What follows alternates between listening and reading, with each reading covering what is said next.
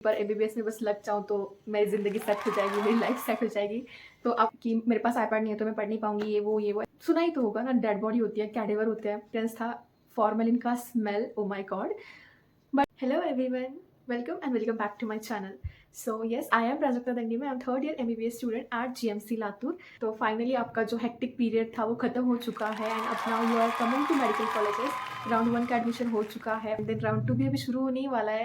MST सीटी की बात करिए, मैं महाराष्ट्र स्टेट की बात कर रही हूँ स्पेसिफिकली, बट बहुत सारी जगह पर भी एडमिशन हो चुका है। एमसीसी के भी राउंड ऑलमोस्ट हो रहे हैं, शुरू ही है, कुछ राउंड्स चालू है। I know it was very tough period. सबसे पहले तो एग्जाम्स को देना, एग्जाम्स के लिए पढ़ना, देन ड्रीम अचीव करना। अब अचीव हो चुका है तो उसके लिए आपको कॉलेज की लिस्ट बनाना, प्रेफरेंस लिस्ट बनाना, देन वहाँ जाना, वहाँ जाके रिपोर्ट करना, डॉक्यूमेंट्स वगैरह, ये सब कुछ बहुत टफ होता है, हेक्टिक होता है, आई नो। एंड फाइनली आप अभी थोड़े से स्मूथ वाले पेस पे आ चुके हैं, मतलब कि अभी अब आप जाके मेडिकल कॉलेज ज्वाइन करोगे। जो आपने सोचा था लाइक 11th-12th में कि एक बार एमबीबीएस में बस लग जाऊँ तो मेरी ज़िंदगी सेट हो जाएगी, मेरी लाइफ सेट हो जाएगी, तो आप उस फेज़ पे आ चुके हो। एंड इस वीडियो में मैं आपके लिए थोड़ा-सा और ज़्यादा आसान बनाने के लिए, मतलब आगे का रास्ता जो आप जर्नी ट्रैवल करने वाले हो एमबीबीएस की, तो उसको और थोड़ा-सा आसान करने के लिए इस वीडियो में हम डिस्कस करने वाले हैं कि एमबीबीएस इसेंशियल्स क्या-क्या होते हैं, अब आपको क्या-क्या शॉपिंग करनी चाहिए, या फिर हॉस्टल के लिए आपको क्या-क्या खरीदना चाहिए, या फिर थ्रू आउट द जर्नी, मतलब कि आपके फर्स्ट ईयर से लेके थर्ड ईयर तक तो मैं कंफर्म बता सकती हूँ, और फोर्थ ईयर में भी इतना ज़्यादा कुछ एक्स्ट्रा ऑर्डिनरी नहीं लगता है। इन्हीं में से चीज़ें जो होती है वो काम में आती है। तो इन सब चीज़ों के बारे में हम डिस्कस करने। तो आप ये जो देख रहे हो, मैं जो लिख रही हूँ, जो मैं पढ़ रही हूँ, या फिर जो मैं नोट्स निकाल रही हूँ, कुछ भी कह सकते हो।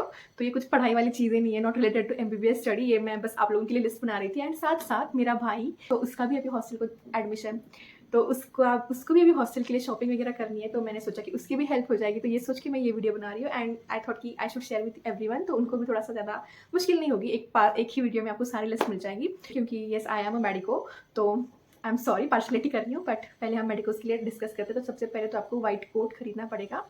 व्हाइट कोट की साइज़ जो होती है वो थोड़ी सी एक साइज़ बड़ी लेना, क्योंकि जो एक्चुअल में साइज़ होती है, जो हम मानते हैं कि परफेक्ट साइज़ जो होती है वो एप्रॉन की थोड़ी सी बड़ी साइज़ ही होती है। मतलब जो आपको साइज़ फिट आती है उससे एक साइज़ बड़ी लेना, क्योंकि मिड ऑफ द थाई होना चाहिए एप्रॉन। एंड ये बहुत मैंडेटरी चीज़ है सारे मेडिकोस के लिए। फर्स्ट ईयर से लेके लास्ट ईयर तक आपको बहुत सारे एप्रॉन्स खरीदने पड़ने वाले हैं। तो फर्स्ट ईयर में एटलीस्ट आप 2 से 3 पेयर तो ले ही लो, क्योंकि फर्स्ट ईयर में आप को आदत नहीं है कि कैसे धोने हैं, कितने धोने हैं, तो यहाँ से आपकी प्रैक्टिस शुरू हो जाएगी कपड़े धोने की। तो स्टार्टिंग में थोड़ा मुश्किल रहेगा हॉस्टल लाइफ, बट ठीक ही है। एक्चुअल में I am not a proper hostelite, क्योंकि मैं जो हूँ वो लोकलाइट हूँ, बट मैंने हॉस्टल भी ले रखा है। क्योंकि हॉस्टल की फीस ही क्या होती है, जीएम लाइक नाइट शिफ्ट्स होते हैं, तो रात में वगैरह ट्रैवल करना थोड़ा मुश्किल हो जाएगा। इस वजह से मैंने हॉस्टल अलॉट किया था। मेरे खुद के लिए एक रूम भी ले रखी है हॉस्टल पे। जब मतलब मेरे को भी फोमो हो रहा था कि अब मैं लोकलाइट रहूँगी, मैं बहुत कुछ मिस करूँगी, जो हॉस्टल में फेस्टिवल्स होंगे या फिर कुछ भी होगा तो वो मुझे पता नहीं होगा, या फिर मैं मिस ना करूँ, इसके लिए मैं, ये भी मेन रीज़न था मेरा हॉस्टल लेने का।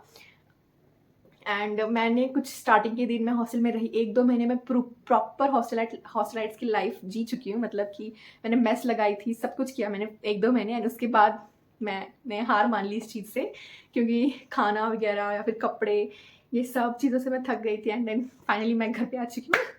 अब मैं घर से ही कॉलेज करती हूँ, और मैं कभी-कभी जाती भी हूँ, लाइक सैटरडे संडे में हॉस्टल पे रुकती हूँ, दोस्तों के साथ मस्ती मज़े करते हैं, हॉस्टल पे कुकिंग करते हैं हम लोग मिलके, तो वो भी मैं अभी मिस नहीं करती, और मेरे को अभी फोमो भी नहीं है किसी काइंड का, क्योंकि यार घर पे होना is the best thing. Sorry, हम डिस्ट्रैक्ट हो रहे हैं। सबसे पहले तो आप एप्रॉन के 2 से 3 पेयर्स तो ले लो, मतलब पीस ले लो, क्योंकि आपको धोना पड़ेगा। एंड अर्जेंटली कभी-कभी कोई स्टेन आ जाता है तो आप स्पेयर में जो रखा होगा वो आप यूज़ कर सकते हो। And second important thing is stethoscope. वैसे तो फर्स्ट ईयर में स्टेथोस्कोप इतना मैंडेटरी नहीं है, क्योंकि फर्स्ट ईयर में आपको सिर्फ प्रैक्टिकल्स में मतलब लगेगा, जो आपके प्रैक्टिकल्स के लेक्चर्स होंगे, लाइक फिजियोलॉजी का प्रैक्टिकल होगा, उसमें ही लगने वाला है। मतलब आपको वहाँ पे सिखाएंगे कि कैसे, कहाँ पे चेक करना होता है, हार्ट बेट, देन अपेक्स स्पीड, ये सारी चीज़ें सिखाएंगे स्टेथोस्कोप से। या फिर बीपी का हम जो लेते हैं अस्कल्टेटरी मेथड से, जो हम बीपी मेजर करते हैं, वो सब कुछ सिखाएंगे आपको। मतलब ऐसे मैंडेटरी चीज़ नहीं है आपको स्टेथोस्कोप लगेगा, क्योंकि वो जब सिखाएंगे तो वो लोग प्रोवाइड करेंगे आपको मतलब प्रैक्टिस करने के लिए।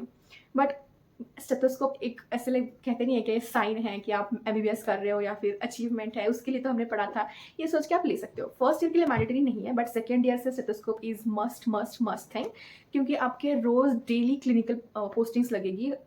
आपको पढ़ाई तो करनी पड़ेगी, मतलब थियोरेटिकल नॉलेज तो है ही मैंडेटरी इंपॉर्टेंट, बट उससे ज़्यादा प्रैक्टिस या फिर प्रैक्टिकल नॉलेज होना ज़्यादा इंपॉर्टेंट है। मतलब आपको बीपी चेक करना आना चाहिए, पल्स लेना आना चाहिए।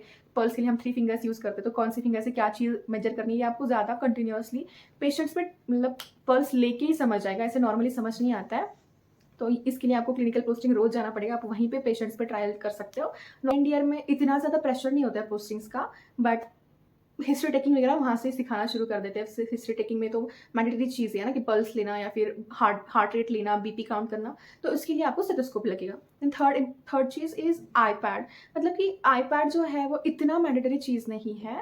लाइक ऐसे भी बहुत सारे बच्चे हैं जिनको लाइक किताबों से प्यार होता है, या फिर जिनकी पढ़ाई बस पढ़ने की बात होती है, मतलब जब आप लाइन ऐसे पेन घुमा के या फिर पॉइंट करके ही पढ़ते हो तभी पढ़ाई होती है, उनको आईपैड पे कन्वर्ट होना थोड़ा सा मुश्किल लगता है। ऐसे भी कुछ बच्चे होते हैं, बट मैंने पहले 2 साल तो आईपैड नहीं लिया था to be honest. Third year में मैंने आईपैड लिया जस्ट बिकॉज, क्योंकि बहुत सारे लेक्चर्स देखने होते हैं, बहुत सारी चीज़ें होती है कि कॉलेज में तो पढ़ाते हैं बट वो ओवरऑल सिलेबस कंप्लीट नहीं करते। वो मतलब बीट पढ़ाएंगे आपको जो इंपॉर्टेंट चीज़ है, एंड देन बाकी चीज़ें तो आपको सेल्फ स्टडी करनी पड़ती है। तो ऐसी कोई चीज़ नहीं है कि मेरे पास आईपैड नहीं है तो मैं पढ़ नहीं पाऊंगी, ये वो। तो फर्स्ट ईयर के लिए आपके 3 सब्जेक्ट्स होंगे, एनाटॉमी, बायोकेमिस्ट्री एंड फिजियोलॉजी। तो बुक्स मैं सजेस्ट करूँगी कि आप जब कॉलेज ज्वाइन करेंगे तभी खरीदो, क्योंकि आप घर से कोई बुक्स लेके जाओगे एंड देन कॉलेज जो होता है वो लाइक कोई कॉलेज जो है वो किसी ऑथर को प्रेफर करता है, मतलब कि ये अच्छा है ऐसे बताते हैं, तो आपको फोमो हो जाएगा वहाँ पे कि मेरे पास तो वो नहीं है तो मैं वो खरीदूँ क्या। तो उससे बेटर है कि आप वहाँ जाके सीनियर से डिस्कस करके, सबसे डिस्कस करके किताब ले सकते हो। एंड मोस्ट इंपॉर्टेंट थिंग कि सारी किताबों का कंटेंट सेम ही होता है, कहीं से भी पढ़ो, बस किताब जो है वो कंप्लीट करो, ये ध्यान में रखना। ये मैं then fifth important thing is dissection के लिए जाओगे आप, तो वहाँ पे आपको डिसेक्शन किट लगेगा, ग्लव्स लगेंगे, मास्क लगेंगे। बहुत वहाँ पे क्या होता है, तो आप लोग मतलब हमने लाइक मुझे याद है कि डिसेक्शन हॉल में हम जब फर्स्ट टाइम गए थे, लाइक सुना ही तो होगा ना, डेड बॉडी होती है, कैडेवर होता है, टेंस था फॉर्मेलिन का smell, oh my god. And gloves are very very very mandatory, क्योंकि आप जब डिसेक्शन करते हो या फिर डेड बॉडी को हाथ लगाते हो तो आप बेयर हैंड तो नहीं कर सकते हो ना, तो आपको ग्लव्स लेने पड़ेंगे। देन उसके बाद डिसेक्शन किट लेंगे। डिसेक्शन किट में सबसे इंपॉर्टेंट चीज़ तो सिर्फ स्काल्पेल होती है। डिसेक्शन किट में बहुत सारी चीज़ें होती हैं, बट उसमें से सबसे इंपॉर्टेंट चीज़ स्काल्पेल ही होती है, जिस कट करना होता है। एंड देन फोरसेप्स होते हैं इंपॉर्टेंट जो होते हैं, वो 2 टाइप के फोरसेप्स आते हैं, एक शार्प होता है, एक ब्लंट होता है। तो ये 2-3 चीज़ें मैंडेटरी होती है। एंड ठीक है, डिसेक्शन हो गया। डिसेक्शन के लिए आप मैनुअल बुक्स भी ले सकते हो, तो मैनुअल बुक्स भी अवेलेबल है, कनिंगम है, ठीक है। फिजियोलॉजी के लैब के लिए आपको प्रिक करना पड़ेगा, तो उसके लिए भी आप थोड़ा सा प्रिपेयर हो जाओ, खुद का खून निकालना पड़ेगा। एंड कंपलसरीली खुद का ही निकालना पड़ता है, ये नहीं कि आप दोस्तों को प्रिक करोगे, क्योंकि एग्जाम्स में आपको जब प्रैक्टिकल करने होते हैं तो आपको खुद का खून, मतलब वहाँ पे जो होता है वो एग्जामिनर राउंड्स लगा रहे होते हैं, तो आप ये सब नहीं करोगे ना कि आपके फ्रेंड्स का खून लोगे या फिर ऐसी कुछ हरकतें नहीं कर पाओगे। तो इसके लिए आप प्रिपेयर रहो कि आपको खुद का खून निकालना है, इस उंगली से प्रिक करना होता है। इसके भी बहुत सारे रीजंस होते हैं, इसको भी हम डिस्कस करेंगे कि इसी उंगली को क्यों यूज़ करना है। तो बहुत सारी चीज़ें होती है। देन बायोकेमिस्ट्री में भी आपको बहुत सारे केमिकल्स के साथ हैंडल करना पड़ेगा, तो उसके लिए आप ग्लोव्स ले सकते हो। देन हमारे कॉलेज में, मतलब ऑल ऑफ द जेएमसीज में एंड प्राइवेट कॉलेजेस में भी प्रोवाइड ही करते होंगे, क्योंकि एमएचएस के अंडर आती है, हमें वो जर्नल्स एंड लॉग बुक्स देते हैं, तो उसके अंदर बहुत अच्छे से लाइक डिस्क्राइब किया होता है कि कौन सा एक्सपेरिमेंट कैसे करना है। देन आपको वहाँ पे आपकी ऑब्जर्वेशंस लिखनी होती है, कंक्लूजन लिखना होता है, तो ये इंटरप्रिटेशन लिखना होता है। तो ये एक चीज़ बहुत अच्छी लगी मुझे हमारे कॉलेज की, सारे कॉलेज में ही होता है ये वीएस के बारे में। अब हम जाते हैं हॉस्टल के इसेंशियल्स पे। And yes stop. Main important thing कि बोन सेट हम भूल चुके हैं। Bone set is very very very essential thing for first year. But ऐसा नहीं है कि बोन सेट के अलावा पढ़ भी नहीं पाओगे, पढ़ पाओगे, बट बोन सेट आपके हाथों में होगा तो आप ज़्यादा ढंग से समझ पाओगे कि कौन सा बोन कहाँ पे एलिवेटेड है, या फिर कौन सी मसल कहाँ पे अटैच है, कौन से नर्व का ग्रूव कहाँ से जा रहा है, या फिर इंसर्शन मसल के, ये सब कुछ आपको वहाँ पे बोन पे आप देख के ज़्यादा ढंग से याद रख पाओगे, मेमोरी कर पाओगे। एमबीबीएस की journey is not just about learning concept learn करना तो इंपॉर्टेंट है ही, बट उसके साथ साथ आपको बहुत अच्छे से मेमोरी में, मतलब कि रट्टा मारने आना चाहिए।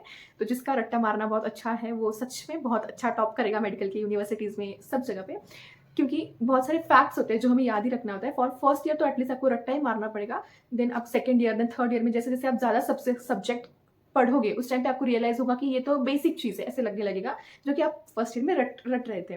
तो डीमोटिवेट वगैरह मत होना फर्स्ट ईयर में कि यार मेरे से याद नहीं हो रहा है, लोग याद कैसे करते हैं। आप जैसे जैसे आगे बढ़ोगे ये चीज़ें आसान होती जाएगी। तो एमबीबीएस को पास करना तो इतना मुश्किल है नहीं मेरे एक्सपीरियंस के अकॉर्डिंग। पास तो लाइक आप थोड़ा भी पढ़ के जाओगे, आपको लिखने के स्किल्स आते होंगे। लाइक 3 आवर में आपको एटलीस्ट 30 से 35 पेजेस भरने होते हैं। वहाँ पे प्रेजेंटेशन आप कैसे करते हो, हैंड राइटिंग कैसे निकालते हो, इस पर भी बहुत ज़्यादा चीज़ें डिपेंड होती है। तो पास होना इतना मुश्किल नहीं है। अभी आपने अभी आप एमसीक्यूज पे शिफ्ट हो गए थे, वहाँ से आपको थ्योरी पे शिफ्ट होना पड़ेगा। ये चीज़ थोड़ा सा आपको मुश्किल दे सकती है, दिक्कत दे सकती है, बट इतना भी हार्ड नहीं है। सो यस, इसके लिए भी आप प्रिपेयर रहो कि आपको बहुत सारी लिखना है, तो उसकी भी प्रैक्टिस रखो। तो yes, thank you so much. इतना ही बहुत लंबा हो चुका है ये ऑलरेडी, तो thank you so much. Bye bye.